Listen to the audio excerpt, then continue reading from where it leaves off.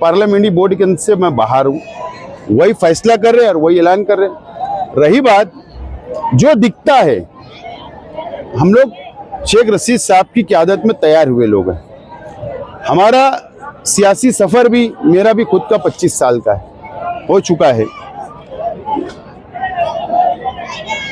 ताम झाम जो दिखता है उस पर नहीं जाते हुए, ताम झाम के पीछे ज़मीन की हकीकत क्या है, हम उस पर स्टडी कर रहे हैं, आवाम की राय जान रहे हैं और टिकट फाइनल हो रहे हैं। इंशाअल्लाह एबी फॉर्म देने का जो वक्त होता है, वो वक्त नॉमिनेशन का जब वक्त खत्म होता है उसके 1 मिनट पहले भी दिया जा सकता है। जब तक हो सकता है उम्मीदवार डिक्लेयर हो ना हो। बहरहाल कोशिश हमारी है कि कल या परसों में तमाम ये मामला जो है हल हो जाए। बड़े शहरी भी नाराज हो। मैंने कहा ना, पार्टी कभी कमजोर नहीं होती। पार्टी का कार्यकर्ता मजबूत है, पार्टी के जिम्मेदार मजबूत है, पार्टी मजबूत है, और अगर कोई नाराज होता है तो उससे पार्टी कमजोर नहीं होती। क्या आप उनको मनाने की कोशिश करेंगे? मनाने की कोशिश करेंगे आपको जो जिम्मेदार नाराज हो गए? ऐसा है कि ये बातें बाहर बोलना मुनासिब नहीं है। पार्टी एक आम वर्कर को भी नाराज नहीं करना चाहती, उसको भी मनाने की हम लोग कोशिश करते हैं। तो हम लोग हर जगह पहुंचने की कोशिश की, हमारे जिम्मेदारों ने कोशिश की है, हम लोगों ने उनसे बैठ के बात की, मेरे परिवार के अलग अलग लोग भी पहुंचे, हर तरफ गए। लेकिन जब अगर किसी ने मिजाज बन चुका है बगावत का, तो उसको मैं भी नहीं रोक सकता और कोई नहीं रोक सकता। तो हम हमारा फर्ज निभा रहे हैं, हम हमारा फर्ज और जिम्मेदारी निभा रहे हैं। उसके बाद ही कैंडिडेट की यादी डिक्लेयर हो रही है। कोली वार्ड है,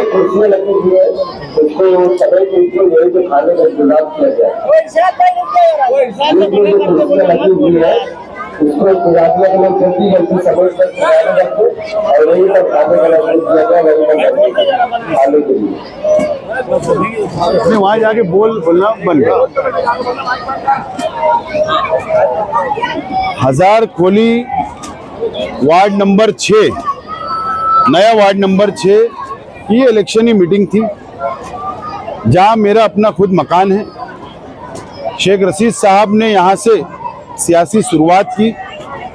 1985 में पहली मर्तबा शेख रशीद साहब यहां से कांग्रेस पार्टी से काउंसिलर बने, और 1985 से लेकर आज तक इस वार्ड में दूसरी पार्टी के कॉरपोरेटर नहीं चुनकर आए, काउंसिलर नहीं चुनकर आए। उसी वार्ड के अंदर, जिस वार्ड में मैं रहता हूं, मेरा मकान है, यह हमारा अपना परिवार है इस वार्ड। और यहाँ पर इलेक्शनी मीटिंग हमने ली। 4 उम्मीदवार जो हमने डिक्लेयर किया है पार्टी ने, पार्लियामेंट्री बोर्ड ने, आज उनकी पहली इलेक्शनी मीटिंग हमने ली। और हमारे वार्ड के आवाम को, यहाँ के जिम्मेदारान को हमने ये जिम्मेदारी सौंपी है, ख़ास तौर पर मैंने, कि ये वार्ड को आप संभालो, यहाँ का इलेक्शन आप लड़िए और चारों उम्मीदवार को कामयाब करें। और मालेगांव शहर में ये मिसाली वार्ड है। आवाम, शहर की आवाम में जब बातें होती है सियासी, या कौन सा वार्ड सबसे बेहतर है, तो यहाँ की मिसाल दी जाती है। यह वैसा वार्ड है, और ये वार्ड को और डेवलप करने का वादा मैंने आज की मीटिंग में हमारे अपने वार्ड से की आवाम से किया हूँ। सर, बगावत का शुरुआत है पार्टी में।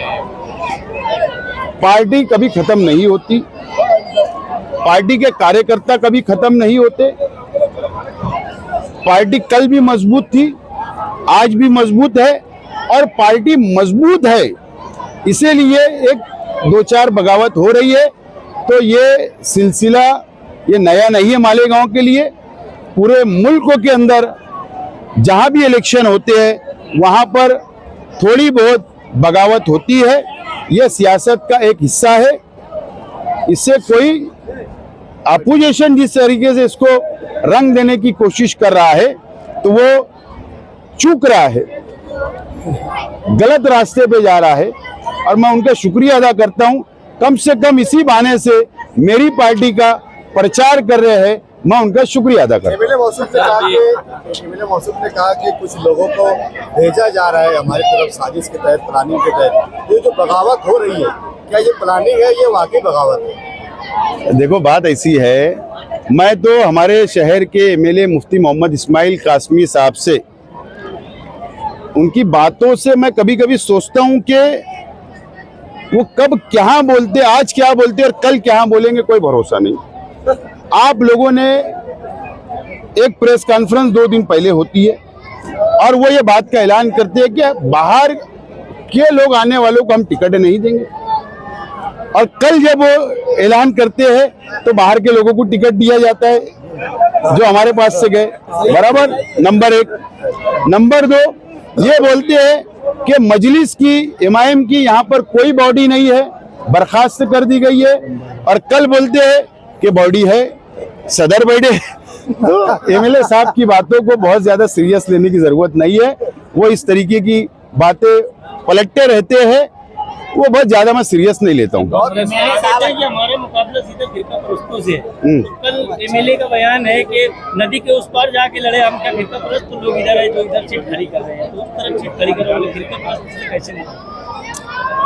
हमारे शहर के एमएलए साहब असल में सियासी तौर पर उनको नॉलेज कम है, मुझे ऐसा लगता है। शहर का 58 से 60 सीटें मालेगांव सेंट्रल असेंबली और थोड़ा सी बाइये के हल्के में आती है। यही हम आवाम से अपील कर रहे हैं कि हमको मेजॉरिटी दे दो, तो हम जब मुकाबला करेंगे ना फिरका परस्त ताकतों से, जब ही मुकाबला होगा ना। अब मैं धुलिया जाकर इलेक्शन ले लूंगा और वहां के कारपोरेटरों को हाउस में थोड़ी बैठाऊंगा, जो यहाँ की आवाम जिसको चुन के देगी उनको ही हाउस में बैठाऊंगा। तो खैर, कांग्रेस ने अपनी पहली फहरिस्त जाहिर की और उसके बाद में उन्होंने कहा कि एमआईएम का हम शुक्रिया अदा कर ले और इलेक्शन के बाद में हम जाकर उनका शुक्रिया अदा करेंगे। ऐसा मुझे ऐसा, उसके ऊपर उनका अंदरूनी मामला है, उनकी बात चल रही थी, इत्तेहाद की बात चल रही थी, ना जाने इत्तेहाद क्यों फेल हो गया, ये तो बहरहाल वही उसका जवाब दे सकते। लेकिन मुझे लगता है कांग्रेस पार्टी को खत्म करने के अंदर, आज की कांग्रेस पार्टी के अंदर जो ओहदेदारान है, ये उसके जिम्मेदार है जो आज के इस तरीके का बयान दिया गया। मुफ्ती इस्माइल ने, और ऐसे लोग जब भी रहेंगे तो और कांग्रेस पार्टी यहाँ जीरो हो जाएगी। मुफ्ती इस्माइल ने कहा कि हम अच्छाई बुराई पर चुनाव लड़ेंगे, आप किस मुद्दे को लेकर? वेलकम। अगर शहर के एमएलए साहब अच्छाई और बुराई पे इलेक्शन लड़ना चाहते हैं तो हमारे तरफ से स्वागत, वेलकम, और क्या बोले, तैयारी हमारी। 2 दिन बचा है, दिखते भी नहीं आज तक।